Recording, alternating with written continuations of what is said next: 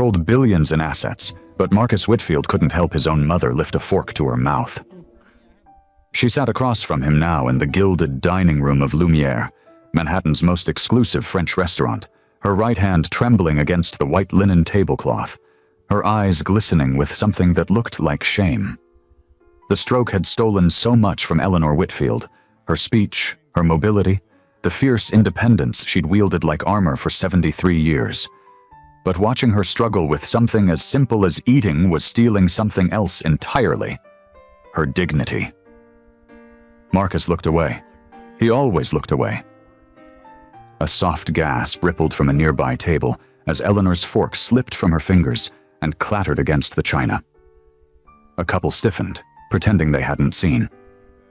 But 2 seats over, a teenage boy raised his phone just enough to catch the moment, whispering, "Isn't that Whitfield?" while the camera lens blinked awake.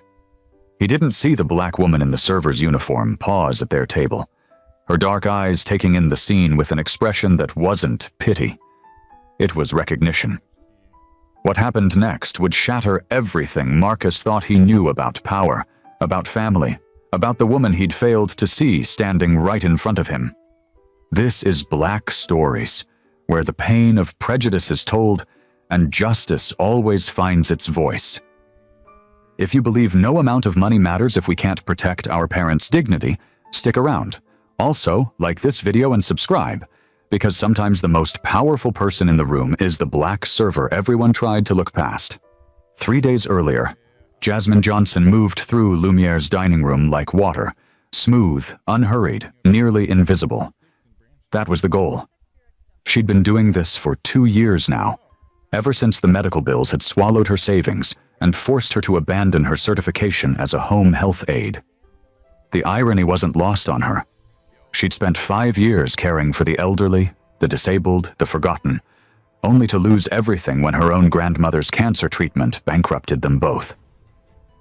But something in her hadn't changed. When she looked at the elderly woman being wheeled to table 12, she didn't see wealth or status. She saw the tremor in the woman's hand, the tightness around her mouth, the way her eyes tracked her son with a mixture of love and distance. She saw someone who needed care. Eleanor Whitfield had once run a fashion empire, 60-hour work weeks, international travel, a Rolodex that made politicians jealous.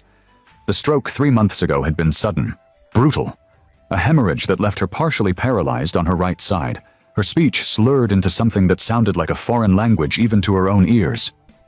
But Eleanor didn't feel lucky.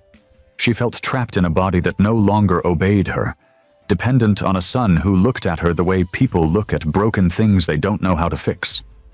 Tonight was supposed to be a celebration, her first public outing since the stroke. But as she sat in the wheelchair her son had insisted on, unable to hold her own water glass steady, she wondered if this was mercy or cruelty. Marcus Whitfield built his fortune on precision: private equity, hostile takeovers, restructuring failing companies into profitable machines. He saw opportunities where others saw chaos. He made hard decisions without flinching. But sitting across from his mother, watching her struggle with the simple mechanics of existence, he felt something he hadn't experienced in 20 years. Helplessness. He'd hired the best doctors, the best therapists, the best in-home care team money could buy. He'd cleared his calendar, rearranged his life. But he couldn't bring himself to do the one thing she actually needed: to touch her, to help her, to bridge the canyon of emotional distance he'd spent decades constructing. His shoulders were rigid, his jaw tight. When their server approached to take their order, he barely looked up. He had no idea he was about to meet the woman who would dismantle everything. The dinner began with quiet disaster. Eleanor had insisted on ordering the coq au vin, one of her favorites from before. Marcus had tried to suggest something simpler, something that required less coordination, but the flash in her eyes had silenced him. So he'd ordered it, along with his own meal, and then sat watching as the plate arrived in all its elegant complexity. His mother reached for her fork. Her hand shook. The utensil clattered against the plate. She tried again. Same result. Around them, other diners pretended not to notice. Marcus felt his throat tighten. He should help. He knew he should help. But his hands remained frozen on his own napkin, and the distance between them felt like miles. That's when Jasmine appeared. She didn't ask permission. She didn't announce herself. She simply moved to Eleanor's side, kneeling so smoothly it looked choreographed, bringing herself to eye level with the older woman. "May I?" Jasmine's voice was low, gentle, the kind of voice you'd use with someone precious. Eleanor's eyes met hers. Surprised, uncertain, then something else. Something like relief. Jasmine reached for the fork with practiced ease, cutting the chicken into smaller pieces with fluid movements that suggested muscle memory, not instruction. She loaded the fork with a careful balance of meat and sauce, then held it near Eleanor's mouth, waiting. Not forcing, not rushing, waiting for consent. Eleanor opened her mouth. The fork moved forward. The bite was clean, dignified. And for the first time that evening, Eleanor's shoulders relaxed. Marcus stared. His brain struggled to process what he was seeing. A server, a stranger, doing what he couldn't, what he wouldn't. The intimacy of it felt shocking in the formal dining room, almost transgressive. But what struck him most was his mother's face. The shame had disappeared. In its place was something he hadn't seen in months. Peace. She didn't say anything. Didn't wait for thanks or acknowledgement. She simply moved back into her role, refilling water glasses as if nothing extraordinary had happened. Marcus watched her go, his chest tight with an emotion he couldn't name. Across the room, the teen who'd been recording earlier replayed his footage. The server kneeling, the billionaire frozen, the mother breathing easier only when the stranger fed her. He saved it, then uploaded it to his private story with one caption. "Y'all seeing this?" The memory hit Jasmine as she moved through the kitchen, sharp, visceral, pulling her back 5 years. Her grandmother, Nana Ruth, sitting in the hospital bed they'd rented for the living room. Jasmine had taken leave from her job, cashed out her meager 401k, and transformed herself into a full-time caregiver. She'd learned to change IVS, manage medication schedules, read the subtle signs of pain in her grandmother's face.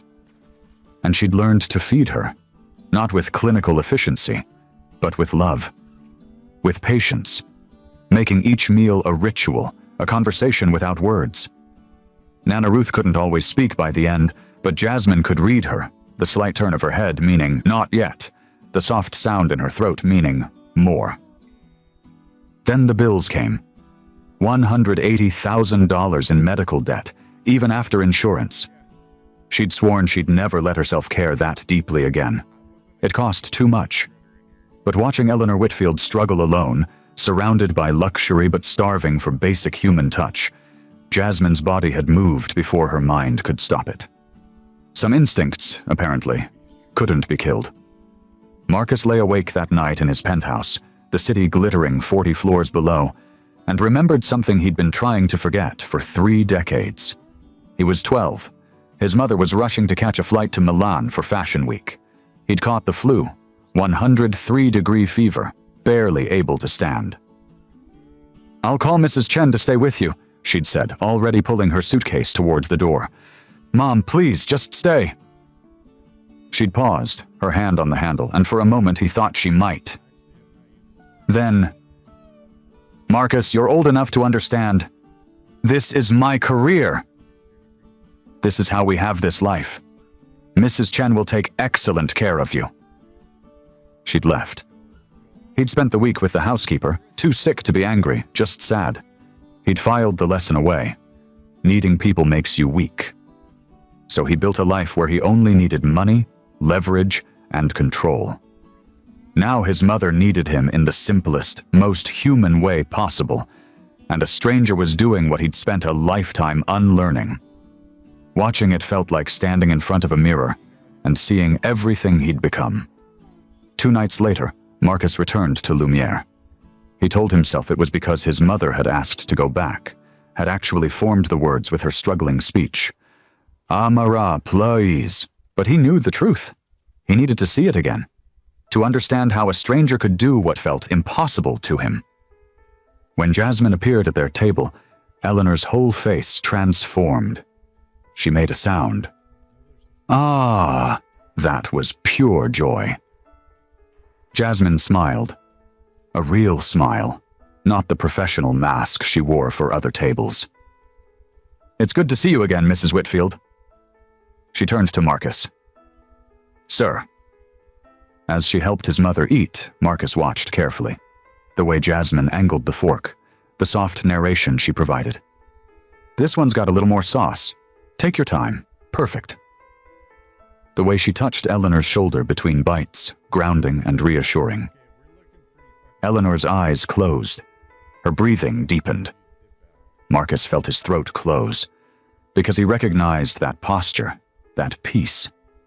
He was 4 years old, home with chicken pox, miserable and itchy. His mother had sat on the edge of his bed, running cool fingers across his forehead, humming. She'd been there then, before the empire, before the ambition ate everything else. She'd known how to do this, and now a stranger was giving her back what she'd once given him. The weight of it crushed him. By the third visit, the other staff had noticed. Derek, the floor manager, white, 40, all sharp angles and sharper ambition, pulled Jasmine aside near the kitchen. "You need to maintain professional boundaries," he said, his voice low and tight. "You're a server, not a nurse. Whatever you think you're doing with Mrs. Whitfield—" "I'm helping a client eat," Jasmine interrupted quietly. "Last I checked, that's part of service." "It's inappropriate. It looks intimate. This is Lumiere, not some—" He stopped himself, but the shape of the word was obvious. Somewhere cheaper, somewhere rougher, somewhere people like you belong. Near the service doorway, a junior hostess froze, thumb hovering over her phone. When Derek's voice sharpened on "people like you," her thumb slid across the screen, hitting record. The red dot blinked steadily, catching every word he thought no one would ever challenge. "I'll keep that in mind," she said, her voice steady despite the anger burning in her chest. But she didn't stop, because Eleanor had started waiting for her, would barely eat when other servers tried to help, would just shake her head and point weakly until Jasmine appeared. Then the restaurant's owner, Jean-Philippe Laurent, requested a meeting. Marcus arrived at the private office expecting wine recommendations or a new tasting menu. Instead, he found Laurent looking uncomfortable.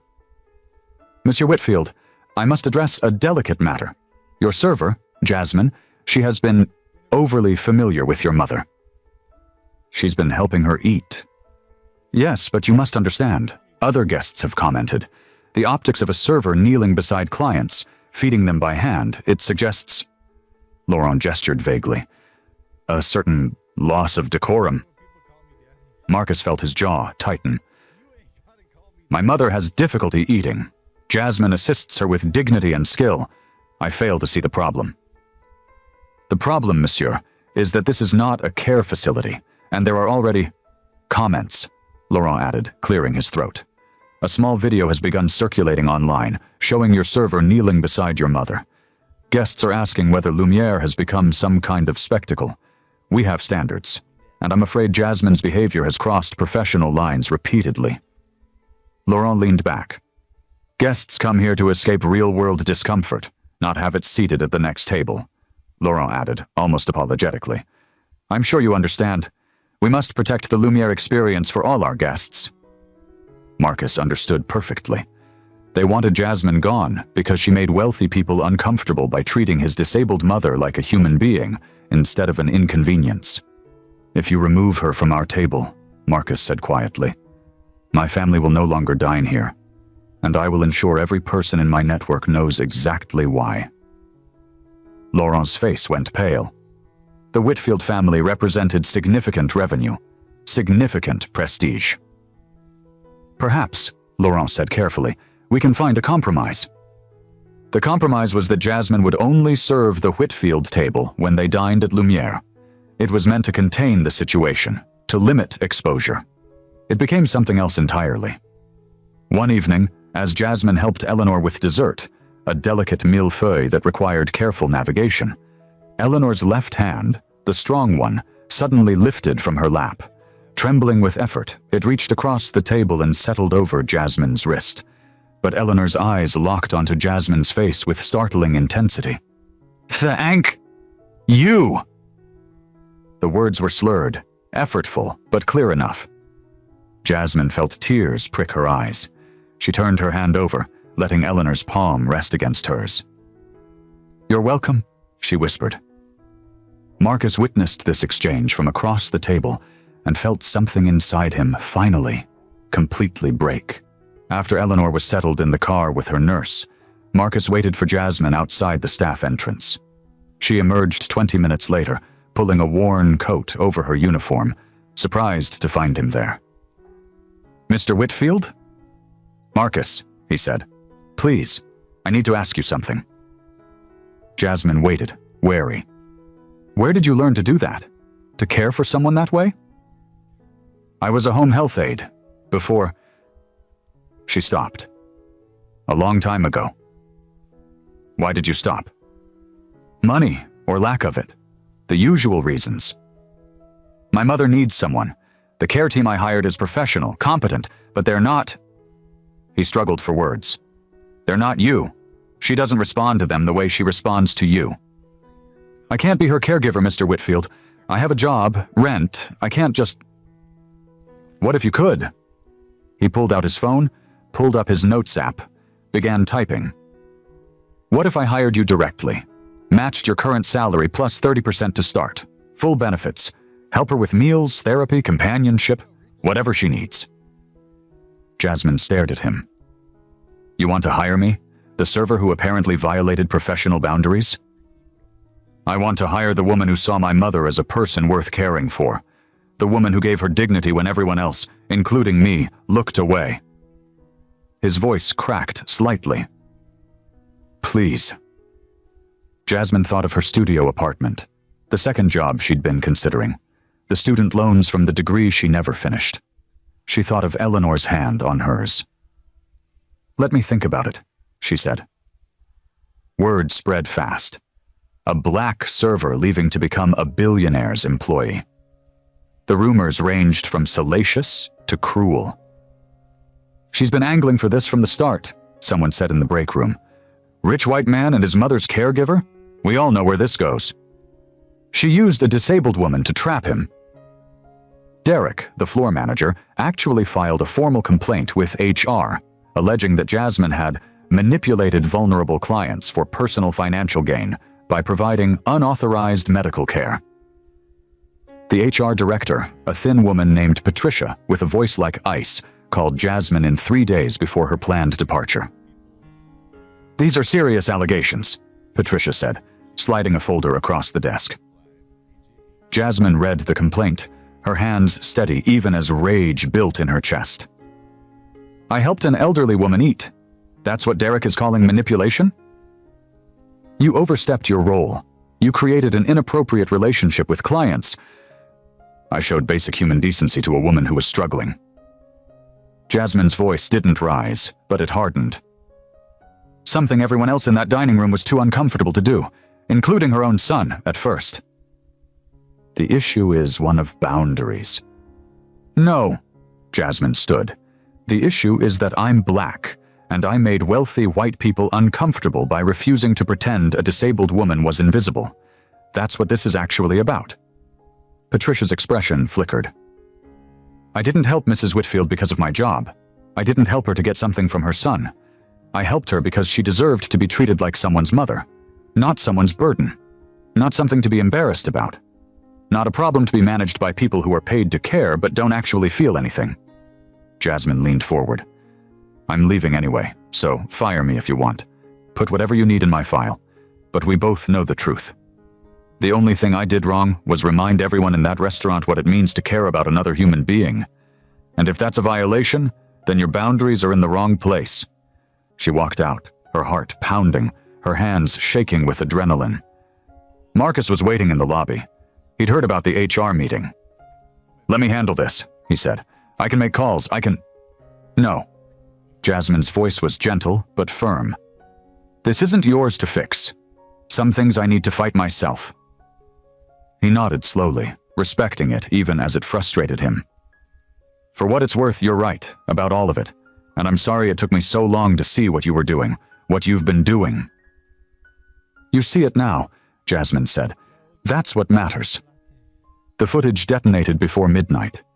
The teen's clip, Jasmine kneeling beside Eleanor while Marcus froze, spread across 3 platforms in under an hour. Caregivers cried in the comments. Eldercare advocates identified Eleanor's swallow hesitation instantly. By morning, more videos surfaced. One clip caught Derek saying, "People like you," his voice sharp and unmistakable. Another showed the owner hinting at optics and standards. A third, filmed by the junior hostess from the side doorway, showed Jasmine kneeling beside Eleanor while managers hovered in the background, doing nothing. Within 12 hours, #LetHerEat and #DignityIsNotALuxury trended. Lumiere went into panic mode. The restaurant scheduled an emergency staff clarification meeting. But by the time everyone gathered, half the front tables were filled with reporters pretending to order lunch. Marcus arrived. So did Eleanor, against doctor's orders, insisting she had something to say. The manager tried to begin with a scripted apology, but the reporters cut him off. Is it true your staff stopped a trained dietary aide from preventing aspiration? Why did you discipline the only person your guest trusted? Do you often tell black servers to know their place? Someone played the viral clip on a tablet at full volume. Jasmine stood still, unsure if she should leave. Marcus stepped forward. This isn't about a restaurant, he said. It's about dignity. The room stilled. My mother was treated like an inconvenience, he continued. A server risked her job to give her what money couldn't, the right to be seen, and the staff who tried to stop her cared more about optics than human life. Cameras surged. I allowed that, Marcus said publicly for the first time. I failed my mother. I failed this woman. He nodded toward Jasmine. And I will fix it. Derek folded his arms. Sir, she violated boundaries. Marcus cut him off. No, she respected the only boundary that matters, human dignity. A gasp rippled across the room. Then he delivered the line that would loop millions of times. Dignity is not a luxury, and if a stranger had to fight for my mother's, that means every system in this room is broken. Eleanor reached for Jasmine's hand. Not as a guest, as someone claiming family. Reporters caught it instantly. That image, the disabled matriarch choosing the black server over her own son, became the icon of the scandal. By nightfall, Lumiere announced a full internal investigation. Derek was suspended, and Marcus issued a statement pledging to overhaul elder care training in restaurants nationwide. And Jasmine stood at its center, not because she sought attention, but because she refused to look away. Jasmine's first official day as Eleanor's care coordinator began with breakfast. Not in some formal dining room, but in Eleanor's sunlit bedroom, with soft music playing and morning light streaming through gauze curtains. Jasmine had brought fresh fruit, soft scrambled eggs, toast cut into small pieces. Eleanor's eyes lit up. She made a sound of eagerness. As Jasmine helped her eat, they moved through the pages. Eleanor young and fierce and radiant with ambition. You were magnificent, Jasmine said softly. Eleanor's working hand touched the page, trembling over an image of herself at 40, laughing at some gala event. You still are, Jasmine added. Just different now, different kind of strength. Eleanor looked at her, really looked at her, and then, with tremendous effort, she spoke. You... know. Yeah, Jasmine whispered. I know. Over the following weeks, Eleanor began to stabilize. The doctors noted improvements in her physical therapy outcomes, her engagement, her overall affect. She was eating better, sleeping better, participating more. Marcus saw the change, came home from work earlier to witness it, watched Jasmine guide his mother through exercises, through conversations, through the simple rituals of daily life, with a patience and creativity that felt like grace. One evening, he found them in the living room. Eleanor was in her wheelchair, Jasmine beside her, and they were laughing, actually laughing, at something on a tablet screen. Old footage of a fashion show, Eleanor's first solo production in 1982. His mother's laughter was slurred, effortful, but genuine. Joy in its purest form. Marcus felt tears slip down his cheeks. Jasmine noticed him, started to stand, but he waved her back down. He crossed the room and did something he hadn't done since he was a child. He knelt beside his mother's wheelchair and took her hand. "Mom," he said, his voice breaking. "I'm so sorry for being absent, for being afraid, for not knowing how to do this." Eleanor's fingers squeezed his, weak but deliberate. "You gave me everything," Marcus continued, looking at Jasmine now. "You taught me to be strong, independent, successful, but I never learned how to be present, how to just be with someone, without fixing or achieving or controlling." He turned back to his mother. "I'm learning now, because of her." He nodded toward Jasmine. "She gave you back your dignity, and she gave me a second chance to be your son, not your manager. Your son." Eleanor's eyes were wet. She lifted her hand to his face, touched his cheek the way she used to when he was small. "I love you," Marcus whispered. "I'm here. I'm finally here." 3 months later, Marcus created the Eleanor Whitfield Foundation for Elder Care and Dignity. The mission: to provide high-quality, compassionate care for elderly and disabled individuals, regardless of their ability to pay. To train caregivers not just in medical skills, but in emotional intelligence, presence, humanity. He offered Jasmine the position of Director of Care Excellence. "You want me to run your foundation?" she asked, stunned. "I want you to build something that matters," Marcus corrected. "To create a model of care that treats people the way you treated my mother.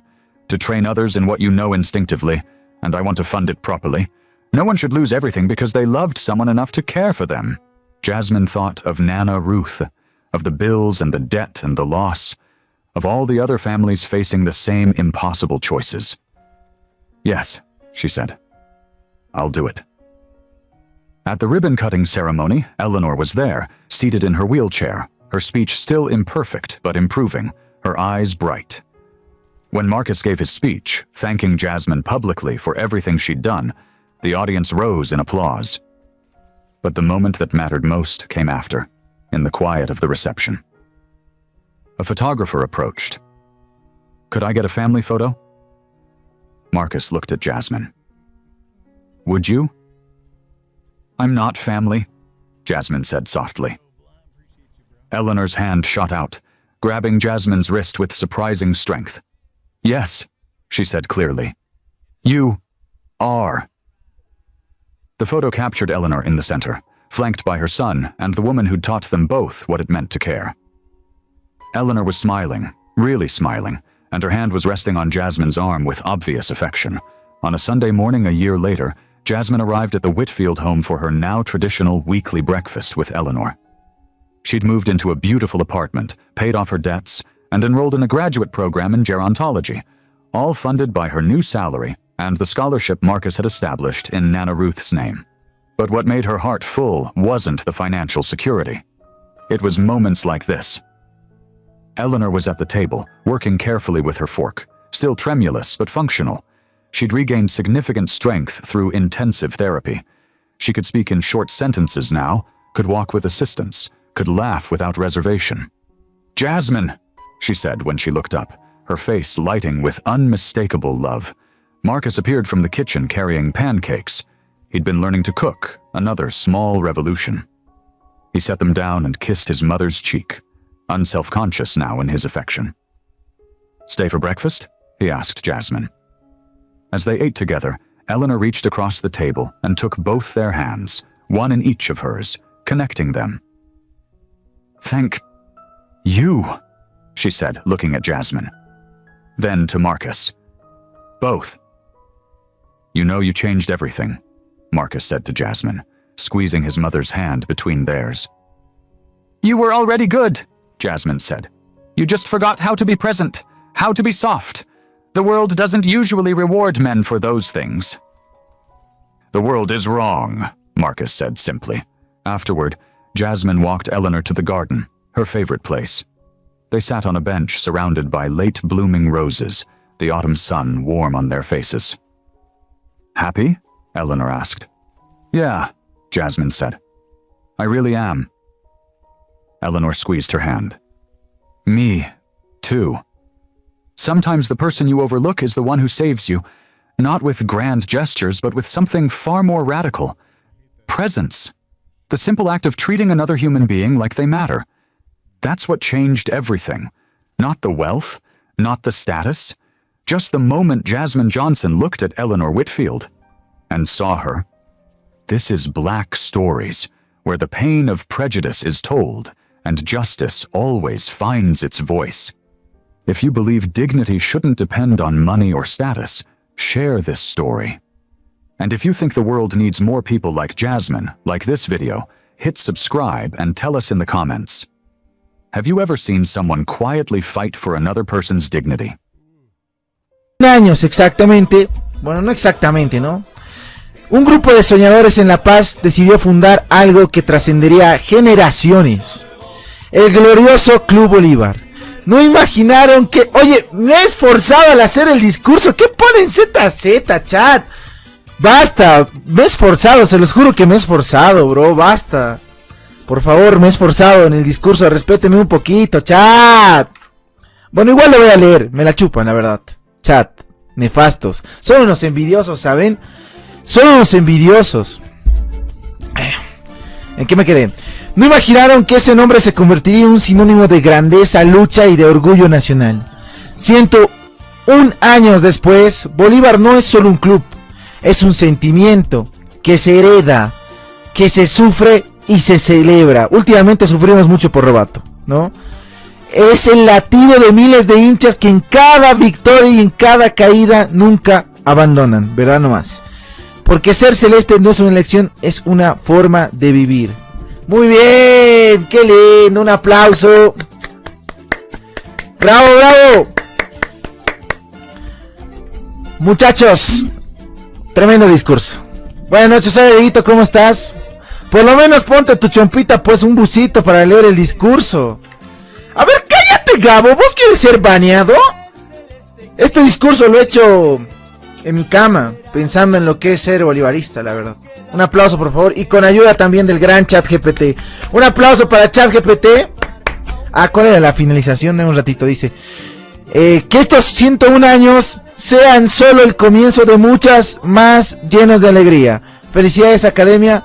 Felicidades, Bolívar. ¡Bravo! Aplausos para ChatGPT, muchachos. Para vos no, dice.